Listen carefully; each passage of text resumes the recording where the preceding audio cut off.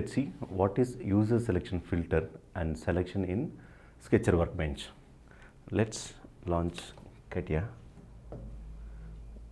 So we have some part which is already created, and we'll just select the Sketcher icon, just pick the plane, and we can find a toolbar called user selection filter, and here in the right corner we could see the arrow mark. So actually we have many items inside the select command. So by default arrow indicates we have to pick one by one element. So there are other ways to pick the elements. Let's see one by one. So the first one is rectangle selection trap. So whatever you want to select, just drag the rectangle selection. Is default enabled. So when we do this, so everything selected. That's what the first option. So now let's change this, or just check what are the other options. Intersecting rectangle selection trap. So whatever it intersects, that will be selected. So let's select this intersecting rectangle selection. Now we could see whatever the rectangle intersected, those elements got selected and the other elements are not selected. So you can just explore, change one by one, and the other one polygon. So the system allows us to create the polygon. Excuse me. So the system allows us to create the polygon. By the polygon, whatever is intersects or it selects, those elements will be selected. So let's uncheck, and then we will deselect all.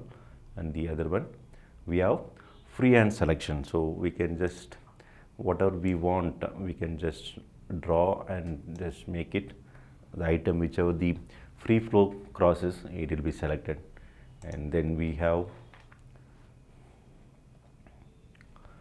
outside the rectangle selection. So let's see what is this outside the rectangle selection. So this is the rectangle. So whichever the away from the rectangle, everything will be selected. Assume that, so in this case, I don't want to select this point. I want the point remain same, and out of the point, whatever the element is there, those things we want to select. Just select this. So whichever the outside the rectangle what we drawn, items are selected. So this is the outside the rectangle. And the third one, sorry, last one, outside intersecting rectangle selection trap.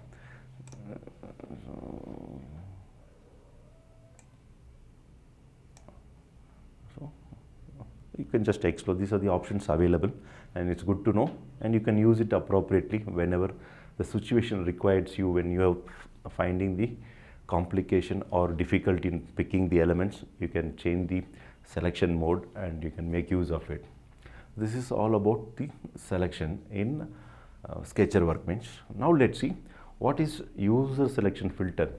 So assume that we have, let's keep it back to the same, and we'll uncheck it. So here there are many, in this case we have very few items in the workbench. Assume there are a lot of points, curves, planes, and when we tend to pick, we may pick the wrong item, and we want to focus only what we wanted. So that time we can go for user selection filter. So in this case, our aim is, this first one is point. Our intention is we want to just pick the point, not the other elements. So the system will only pick if there is a point.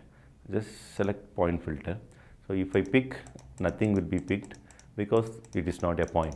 And when you come here, so the system recognizes there is a point and it picks.